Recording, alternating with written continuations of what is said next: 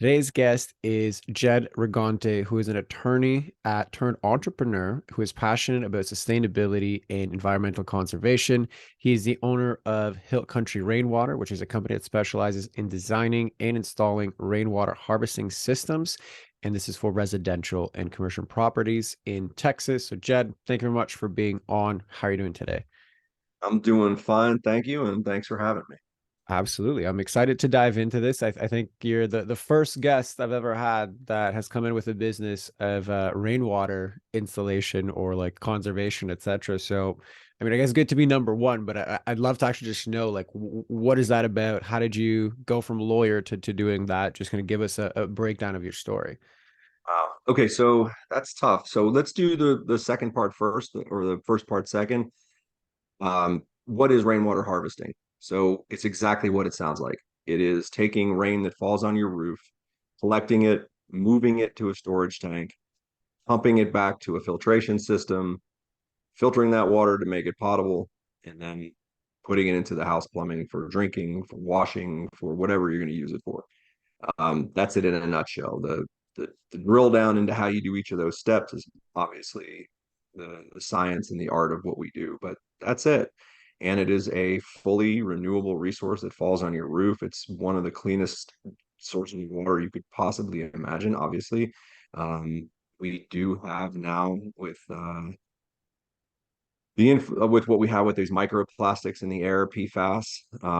It does show up in rainwater as well. It shows up in groundwater. It shows up everywhere, really. But we filter that out. We use carbon filters to get that out. So we feel like, all on balance, it's the best water that you could possibly put in your body. It's exactly as nature intended it. So the second part of that, how'd I get here? That one, that's a journey. So I'm going to try to give you the Reader's Digest version and just sum it up as best I can. I did not love the practice of law. I enjoy the jurisprudence. I love theory. So if you got me into a philosophical conversation about constitutional law or tort law or any of the other things, I could extemp on that for hours and really enjoy that. The practice of law is a different beast, especially what I did. I was a civil trial lawyer, and these cases go on for years. And maybe I'm just a little too emotional. I think it was a plus. My passion is probably my greatest strength, but it might also be my greatest weakness because I can't give less than everything, and that meant getting sucked into these cases personally in a very emotional way. I represented about probably 65, 70% of my caseload was personal injury work. And I saw people suffering, and I have a strong sense of justice. And I see these massive insurance companies with all their lawyers and all their resources. And these are the people that get hurt. They may be wealthy, but typically they're not. They're middle class and down, and they just don't have the means to go to bat, to go to war against these insurance companies. And that was kind of my role: put on the armor, go into court, and try to do your best. But when things take 4, 5, 6 years, it feels like justice delayed is justice denied, and that's just the system.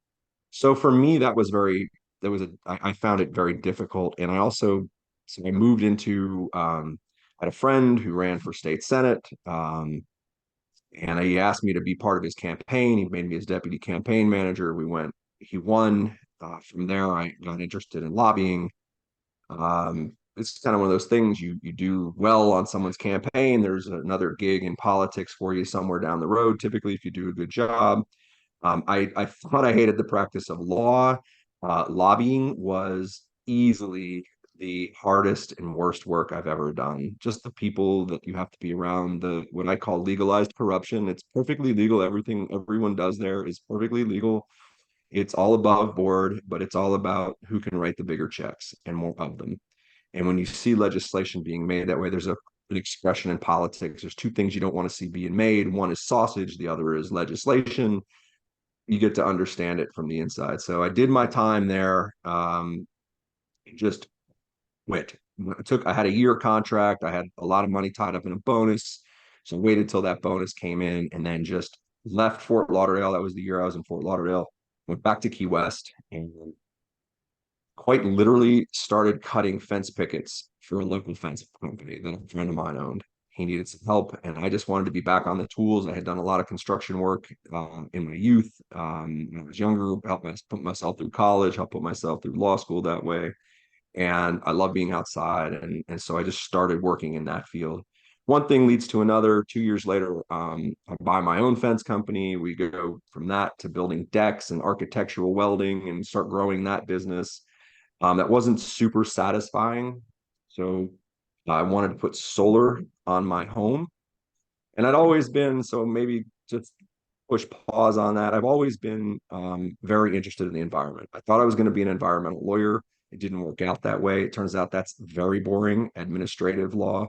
And it just didn't work for me. Um, and so I wrote my entry paper to law school about the only way we're going to make real change is to marry the economic system to our environmental needs. So I feel like I was, 25, 30 years ahead of the curve in terms of sustainability. I've always been had that sustainability mindedness. So when I wanted to put solar on my home, I ended up installing my own solar hot water. I couldn't find a solar contractor who would work in the Keys because we had 175-mile-an-hour wind code. And it's very difficult to engineer a system that way. So I found a PE, I think that's an engineering licensure that was willing to stamp my plans. He was also, his name Steve Grassley, a great guy, was also very environmentally aware and had a sustainability focus. He's actually the person, one of two people who introduced me to rainwater harvesting. He showed me his home in the Keys where he harvested his own rainwater and drank it. And that was mind blowing for me at the time.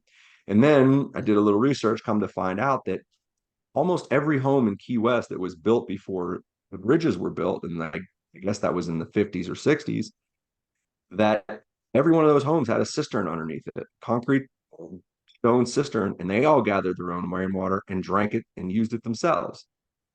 It was only after they put the bridges in and the pipeline for the water comes. Now the water comes all the way from Miami, treated from Miami, and then goes all the way back up for treatment again. A lot of energy embedded in that. To pump water, to move water is very heavy. So that embodied energy in that water. Not only is water expensive to have in your home in Key West, but it's also very energy intensive. I can't remember the statistic, but um, something like 8% of all the energy used in Florida Keys is used just moving water back and forth. So it was, and it may have been more than that. That may be an underestimation. I don't know. So that was my introduction to rainwater harvesting.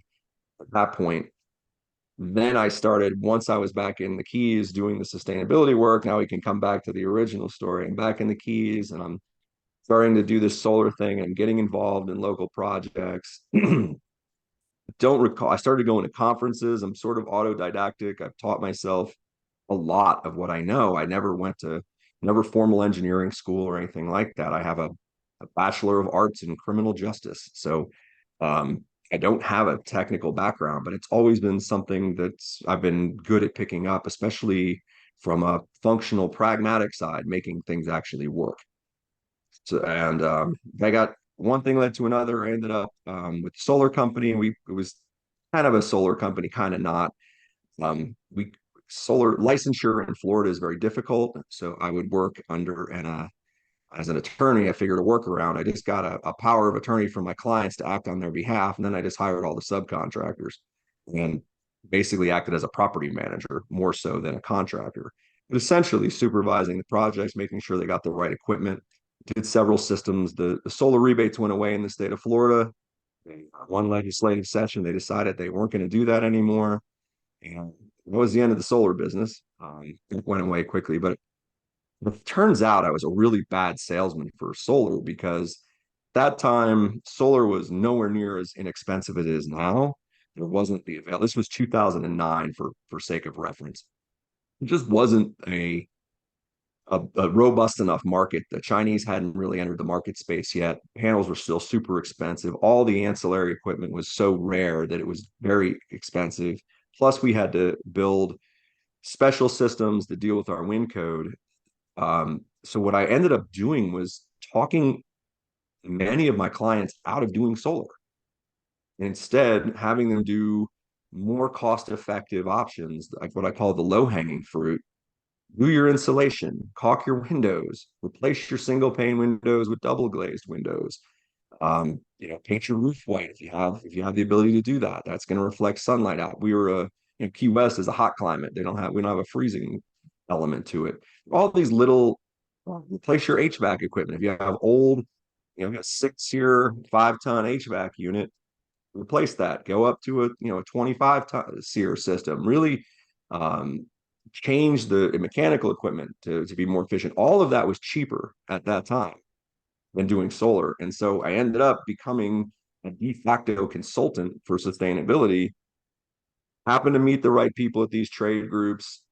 They put me to work as a sort of on the front lines of consulting to bring in, to assess people's buildings, to assess their projects. We had a company called Economic Solutions, which was we married, economics with the environment. We felt like I took that law school entry paper and turned it into a business that I really believed in and tried to figure out the most cost-effective solutions to getting sustainability into people's homes, businesses, and industries.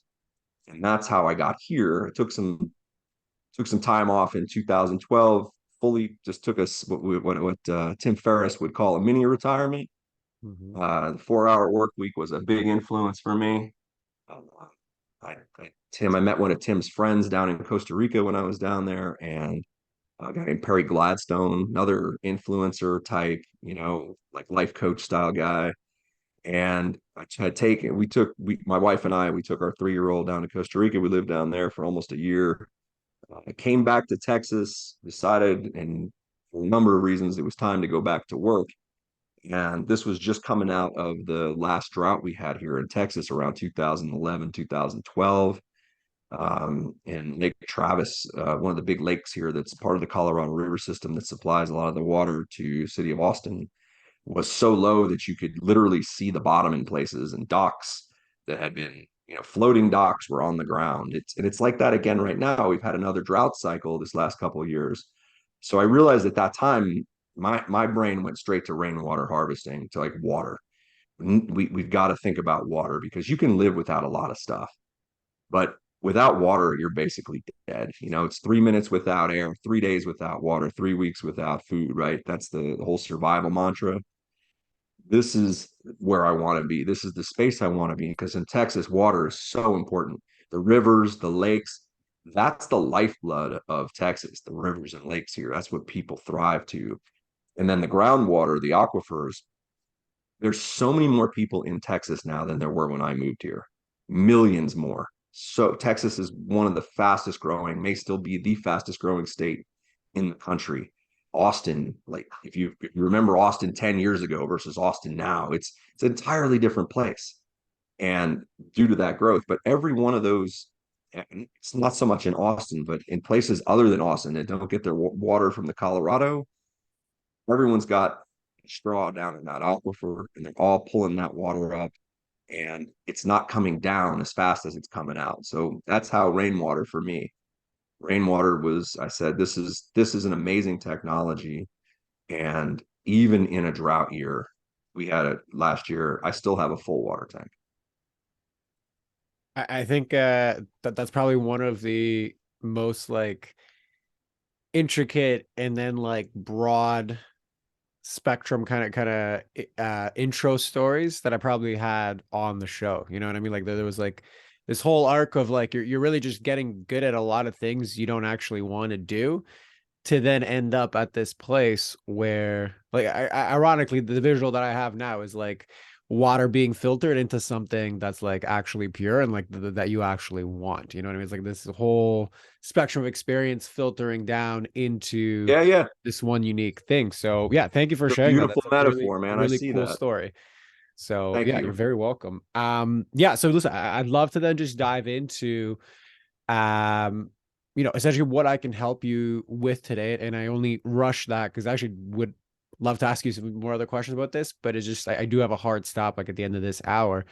Um, so yeah, what are the top problems that you're facing right now, whether they're like personal challenges or personal challenges kind of warped into the business. I'll just leave it kind of broad like that, and then we can kind of take it from there.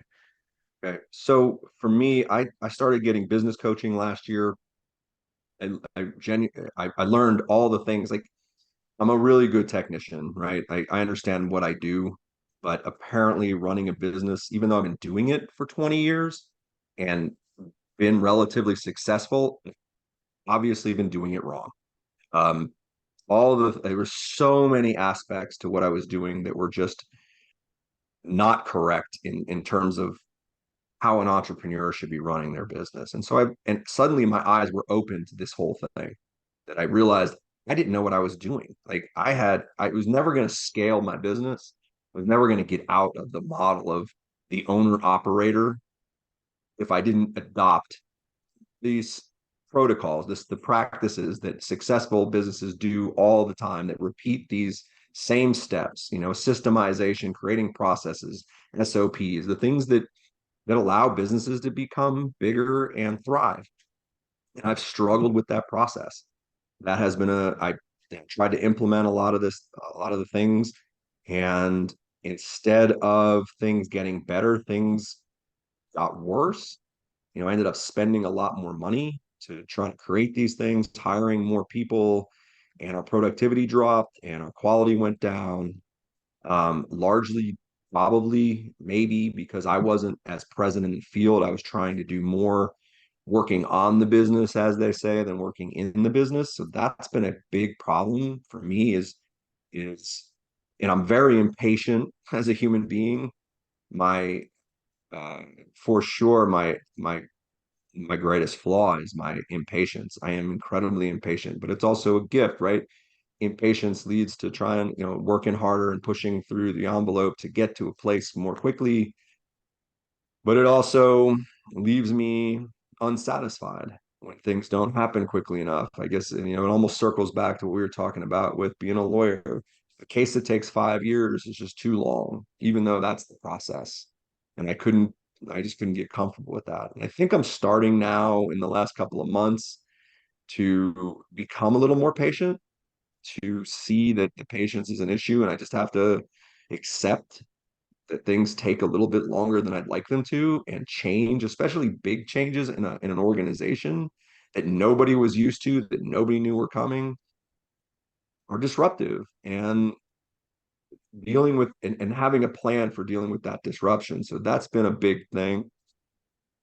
Something else that I think we talked about last time I spoke with you was realizing that this relationship uh, to money, my anxiety that builds when I'm having cash flow issues, when I see the bank account dropping and the income not coming in, I get into a real scarcity mindset. I have a fear because I went through some really tough times as a kid.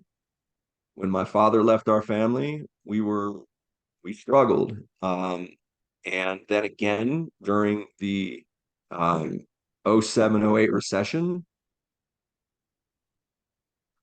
I was in I was the I had been in my new business for 3 or 4 years, and I had just bought a house at the peak of the market.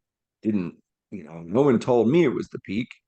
I was just chasing the housing market. I was just constantly trying to a point where I could buy a home. Finally got one, and the market collapsed like 6 months later. Ended up massively underwater on that home. And so those two experience, and then the third one was the Deepwater Horizon spill, which is more of a localized recession.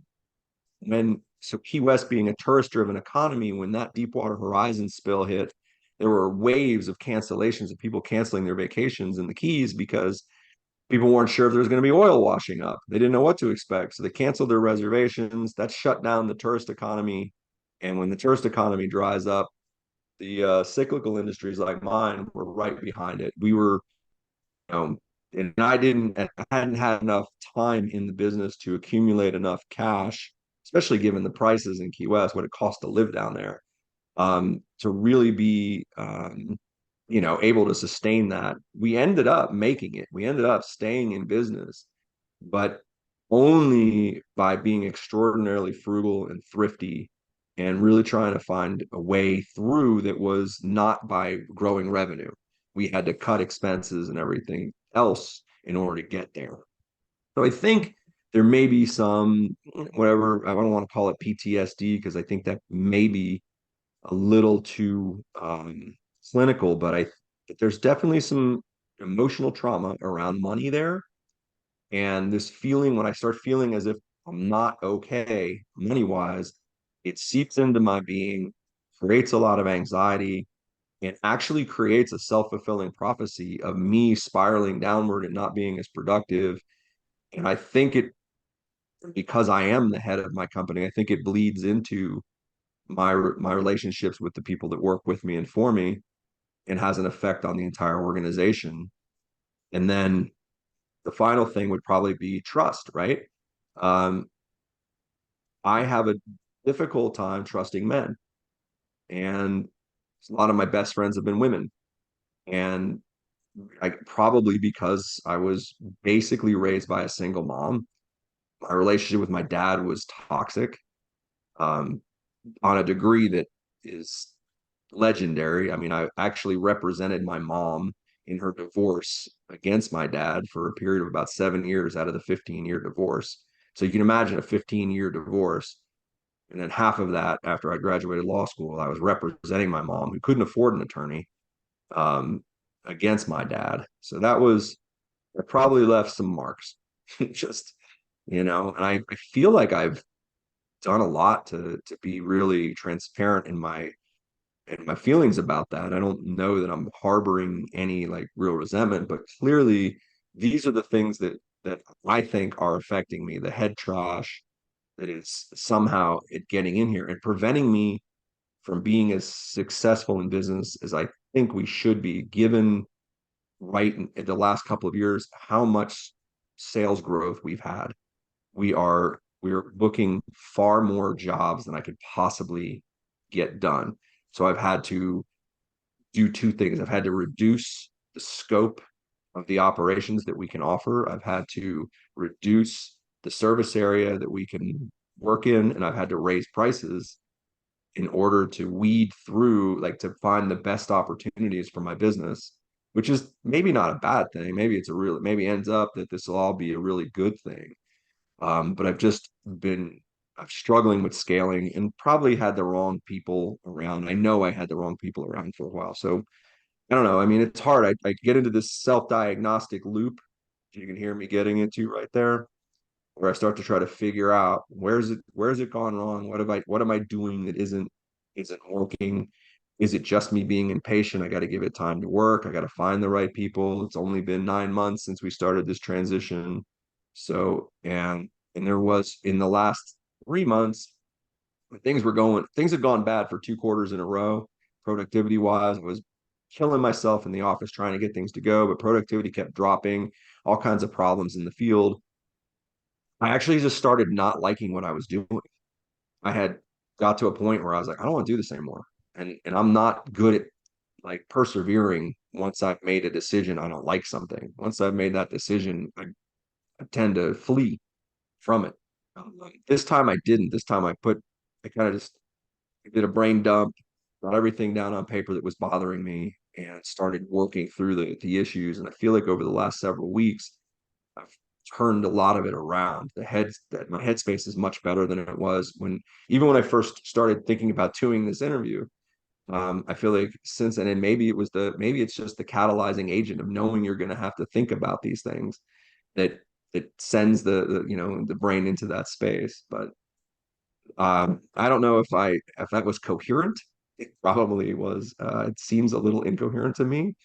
What else should I tell you? What else can I tell you? No, I think well, first and foremost, I just want to acknowledge how like self-aware you actually are, right? Like oftentimes, let's just say in these preliminary conversations like the podcast, or even if I have a client who's just starting, a lot of our early process is just kind of mapping out like what's actually going on. And I think, it's abundantly clear this is not the first time you're thinking about all of these things, because you describe the pattern like in its totality, right? Like I understand there was trauma around money. I understand there was trauma around this, divorce and this like unique dynamic between my parents and me being in the middle and what I had to do. And I understand it's somehow affecting the success rate and my relationship with men, which probably means relationship with other employees, etc. And like it's such so it's like you're aware of all of the pieces. And I just like I really wanted to spend some time just highlighting that because it's not a small thing to be that introspective when you have all these circumstantial pieces that are drawing your attention. Like we need to make sales, we need to get productivity up, we need to do this thing. So it is a very, very good thing. Okay. So that's like number one. Um, so number two, let's just say if I had to like distill it down into what I'm hearing, there's few main things. So one is like the impatience, okay, and this lack of satisfaction when things don't get done quickly. There's the various aspects of the relationship to money. So yeah, absolutely, there will be anxiety when it's like not coming in, but it seems like there's deeper aspects of it. Like I don't know if it's a discomfort with having a lot of it, not having. We can certainly dive into that, but like that's kind of one umbrella. So you got the impatience, the relationship with money, the difficulty trusting men, and we can dive deeper into how that affects certain other relationship, how it shows up like in the business, and then this last part, and I guess you're kind of on the cusp end of that, or that's has more clarity, but the motivation piece, like if there's a lack of clarity on where it is that I want to go or what it looks like, then I have a harder time moving forward. It's kind of like the four main patterns that I've seen from what you've shared. So number one, like, do those resonate with you?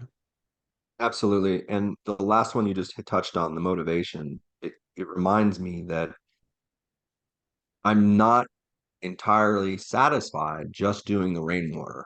I am, what I'm really interested in going back to is that consulting that I used to do, working with a team of people who are highly intelligent and highly motivated and really, really good at what they do, and being able to work in that environment and bring solutions to bear on projects that have real problems and solve those problems, that problem solving, that is where I want to be. And it's kind of the reason, it's part of the reason I wanted to quote unquote automate my rainwater business, the contracting side, so that I would have the time and space to pursue those interests.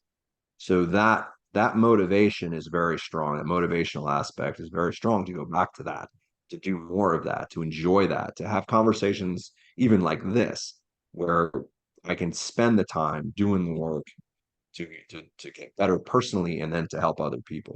To really like I feel, I mean, we in some my personal belief is that human beings have caused climate crisis that is existential potentially for human beings.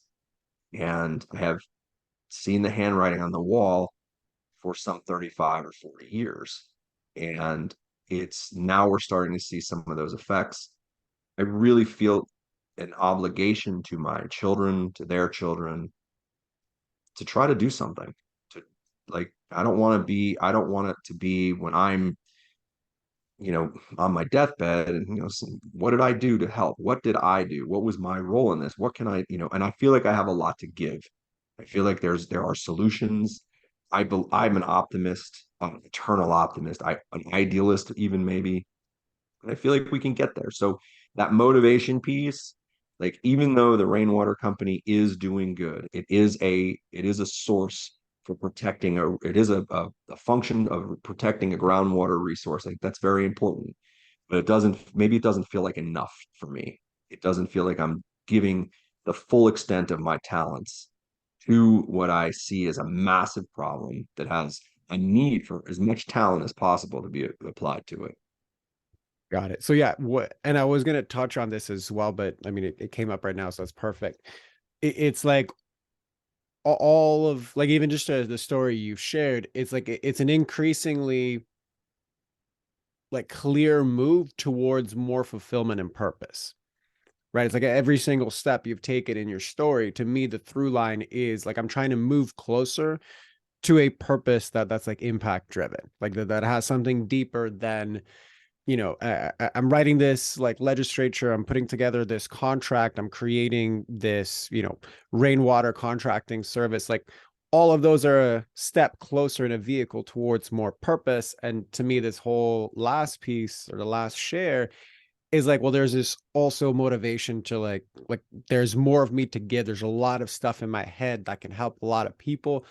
That is ultimately the impact that I want to make. So again, before I continue, like, how does that land for you? You're really good at this. You are really good at this. That is like exactly like now that you've articulated it, it's perfect. It's exactly it. I am seeking my purpose. This is, I know that that's why I'm here. I'm good at this. And I know I can, in a very pragmatic way, in a way that people can understand. I have the ability to take these complex concepts and explain them in a way that isn't so complex. It's something I did as a trial attorney. I think I did it really well there, and I feel like I do it well in the business I'm in now. And I think I have a lot more to give. So I think you're right. I think this purpose issue is really, I mean, that's yeah, I mean, dead on. Awesome. So what then do you think is the biggest hurdle for you embodying and living that fulfillment? I mean, clearing my day-to-day calendar, getting I have this business requires so much of me on a day-to-day.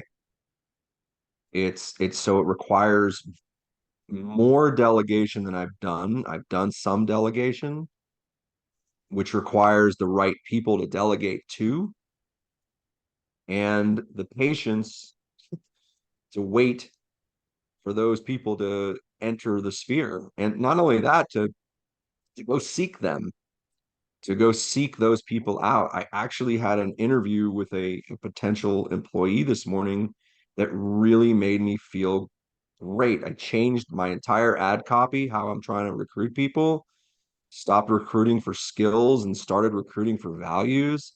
And it really like tried to put some of my heart into the ad instead of just this is what we do, here's what your job would be. And I got a guy that's genuinely motivated by the same things I am that may potentially come to work for us and has some skills as well, has some talent, and so I think just making that shift, trying to find it's amazing when you see it kind of laid out like this. I know you probably have the breakthrough moments with a lot of people. I know I've heard a couple that I listen to, but that's it. I mean, it's to get to the fulfillment, I have to work through all these other things first. Good. So I'm so happy to hear that that's like landing for you. And I guess the other part that I would reflect back to you is, and you've mentioned this yourself, like you're very good at figuring things out. Like if there's a problem, and you even mentioned that's part of your purpose, like I want to be the person solving the problems.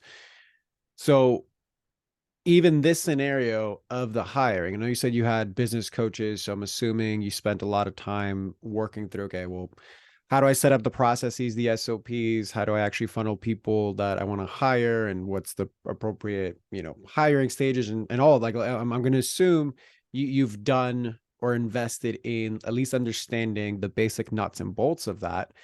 So even in this last example, it's like you troubleshooted your own problem. I was putting things out there to hire for skills.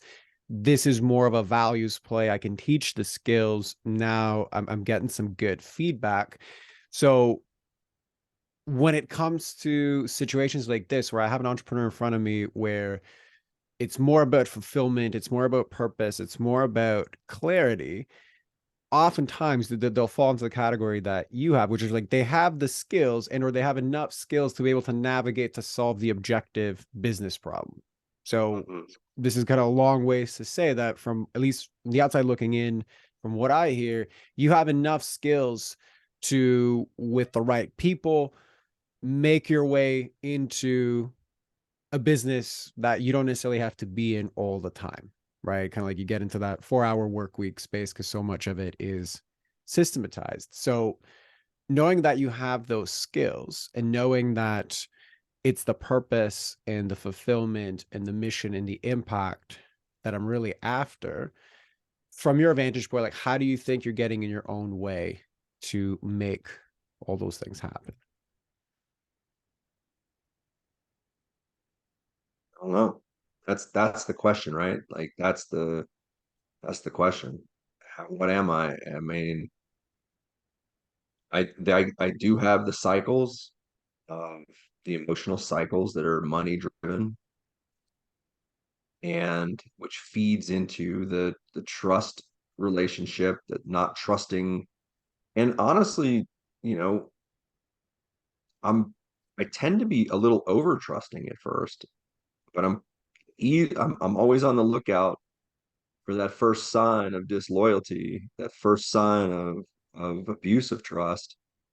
And as soon as I see that, it's very triggering, and I lose trust quickly.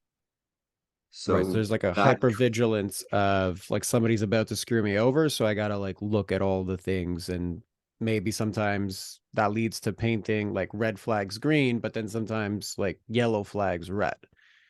right. Like would that be accurate? I think so, yeah. And but you know, there's enough though where there's enough of I've hired the wrong people so many times out of desperation, just needing a body to put in place that had some of the skills, and then trying to put the value system into them. Mm. And they just don't possess it. It's just not what drives them. It's a different motivational force. And that's the whole square peg, round hole thing. It's just not going to work. And it hasn't worked. And I have made that same mistake over and over. And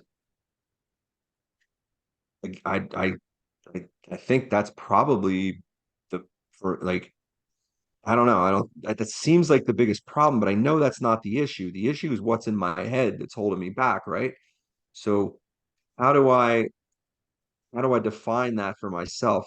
Is the lack of am So I I'm just gonna self start cutting you out just for the sake of time. Not at all because what you're go saying ahead. is not valid. It's just more for that. I'm gonna pinpoint things you said. I'm just gonna cut you off in certain times. I'm just warning you with that ahead of time.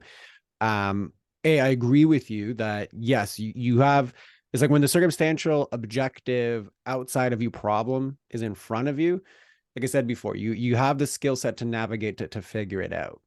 Right. I think where the disconnect is, and I applaud you for being honest about it, is like I'm not aware of what distortion I'm bringing to enable or contribute to some of these circumstantial problems. Right. Like when I ask you, okay, well, what do you think is getting in the way? It's like, well, I don't actually know. So, and I think that's actually a very good self-aware answer that a lot of people don't allow themselves to actually admit.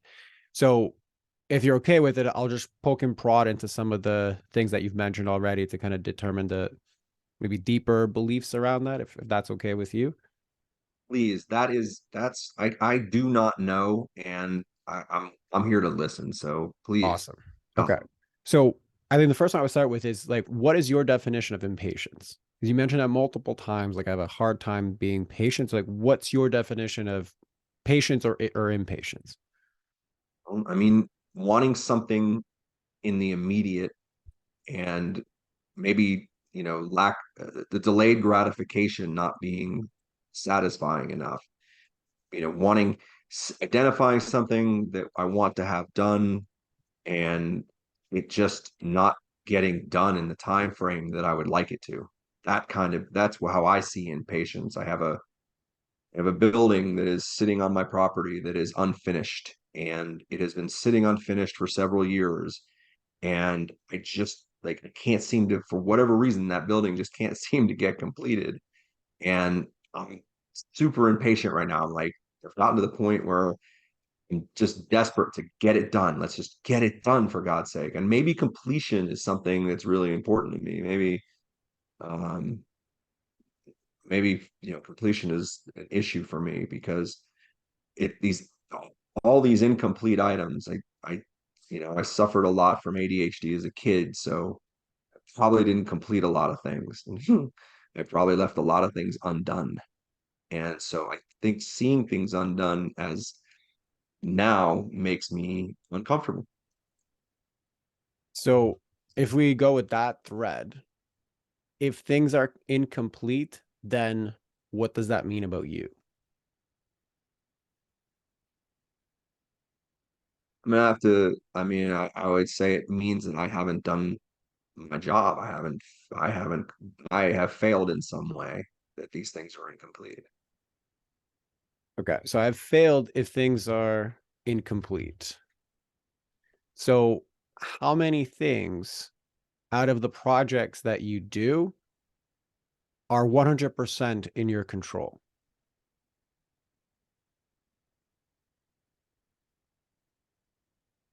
How many things on the projects that I do are 100% in my control? Right, because I'll give you some context on kind of what I'm imagining. Like you're doing construction projects, you're doing, projects that involve various different stakeholders. So like I've had some like basic experience in those, and I know it's kind of like always hurry up and wait, right? Like I have to get this person to sign off, this has to be approved, then person has to get back to me, then this person has to bring in the things, and like there's like you're always hurrying up and waiting, and there's just the nature of the beast of the work that you're in. Yeah, So I maybe 10% I have total control over. I okay, mean, perfect. So if we roll with that, so you have 10% direct control over essentially the speed at which things move. The rest of the 90%, you have some influence, but you don't have direct control over.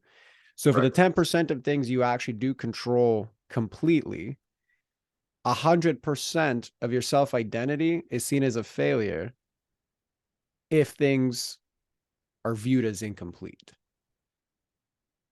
So what lands for you from that reflection?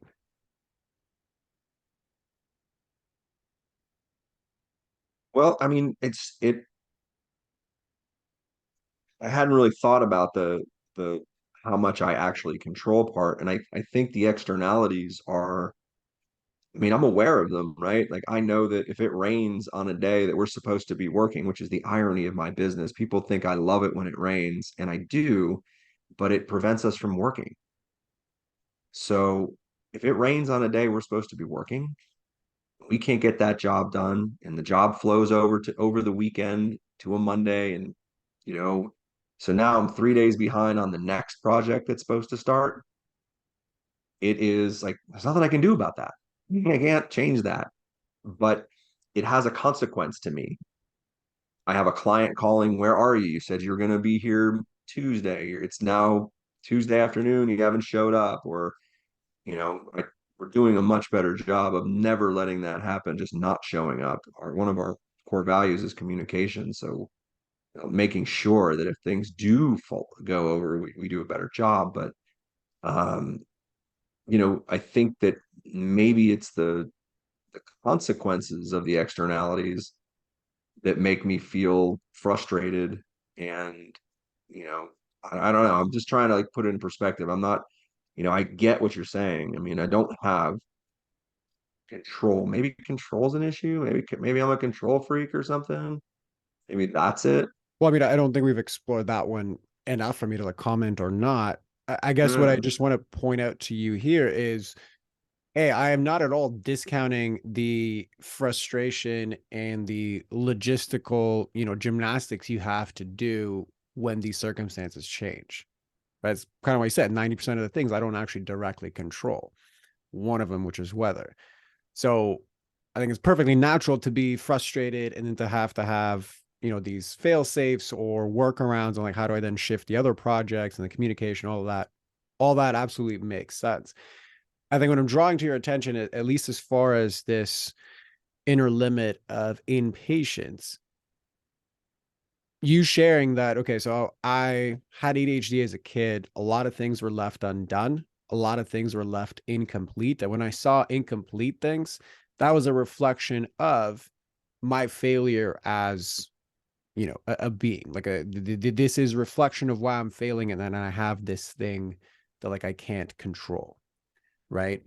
And when you're sharing how you look at impatience and kind of like it shows up everywhere, like it shows up in hiring, it shows up in the actual work that I do. It shows up in how quickly things move. Sure, yeah, we all want things done yesterday. I'm more drawing attention to like the charge you carry around impatience and this limit.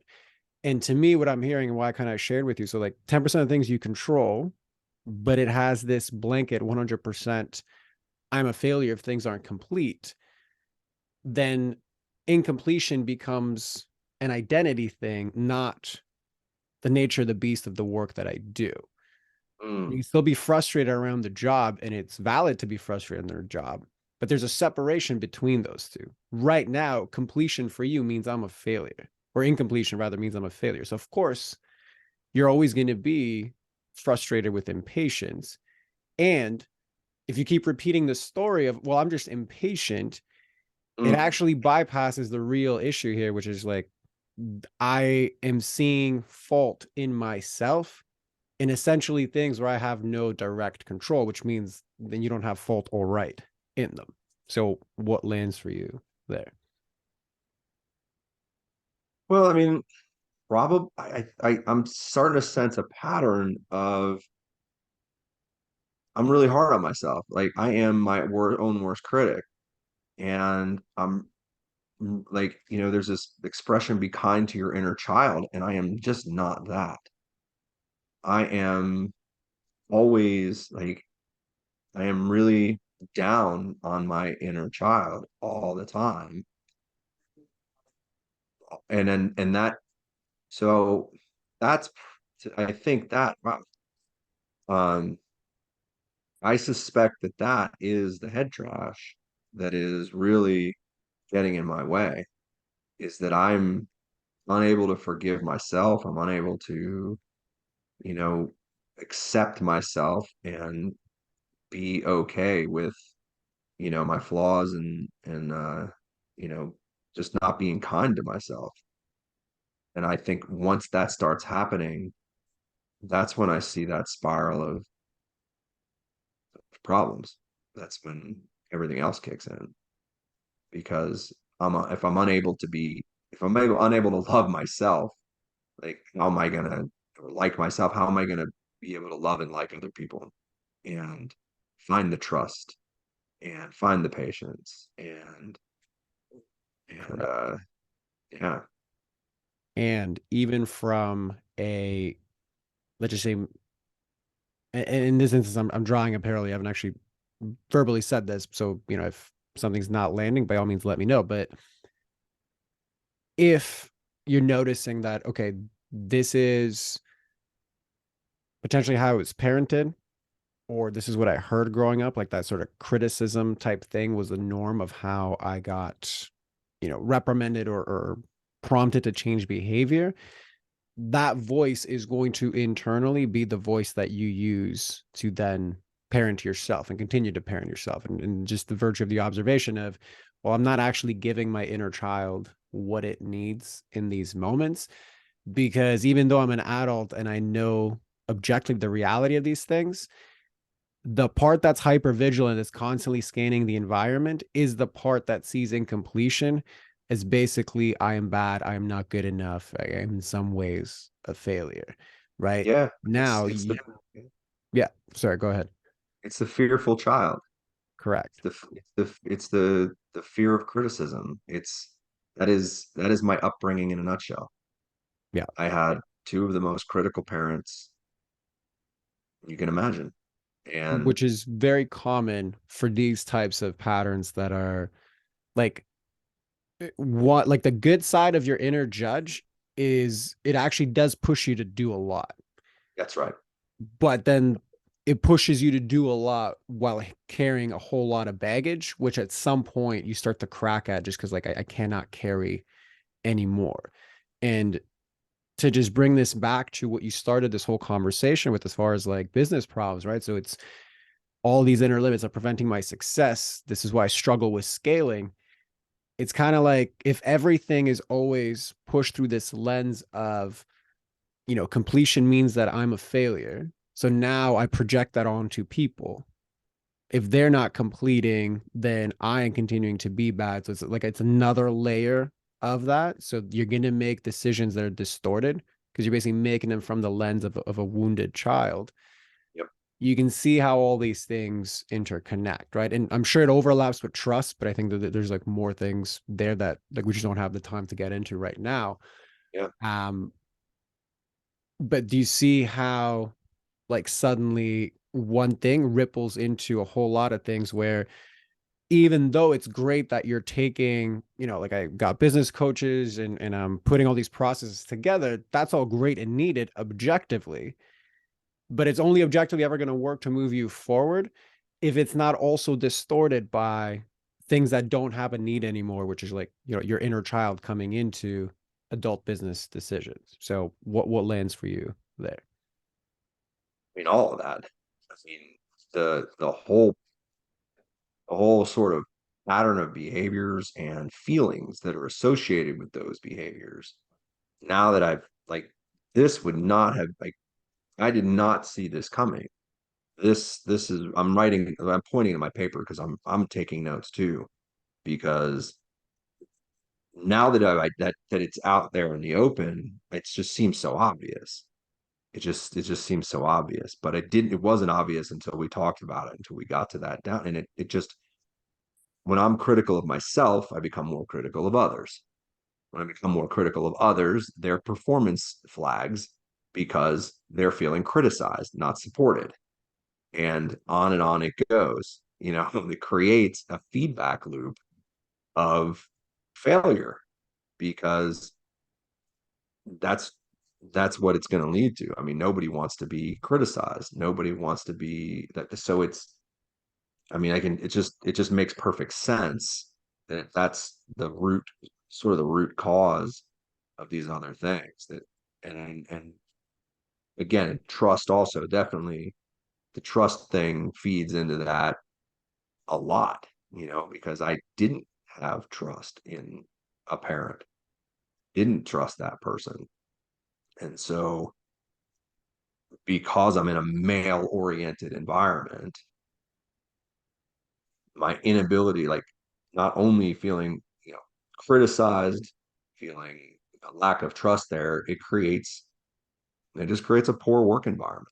And yeah, I mean, it just seems, I hate how obvious it seems. It just feels like it was right there the whole time. But I'm glad we hit it. I'm glad we found it because now I can start thinking about that a little bit more, and I'm certain there is work to be done there. And at least Love it. when I see myself going there, I can touch that lightly and say, okay, wait, this is the inner child thing. This is that self-criticism thing, and modify my behavior in real time to sort of deal with that, take it out of that lens for once, and just separate from it. Absolutely. So, listen, I'm so glad to hear that that's starting to land. Like, this is like the first step of the transformation to actually healing all these things, right? Like, the saying goes, like, you can't change what you can't see. This is like you're opening up the door to actually see these things. And yeah, the healing is a different process, and the elimination of these is a different Sure. process. But yeah, this is by all means the first step. So, again, I don't want to cut this off short, but I'm gonna have to cut it short. Just because I do have a hard stop for this particular episode. So thank you very much for allowing us to witness you, through this process. And if you want to just close us off and let everybody know, where to find you, who's the best person to find you, floor is yours for that. Okay. Um, First, I just want to sincerely thank you. This, like, I'm happy that this happened. Like, I'm grateful. I'm so grateful right now because it really, what you can't see, you can't change is an amazing way to put it. So thank you. To find me, the easiest way to find me is our webpage. We're hillcountryrainwater.com.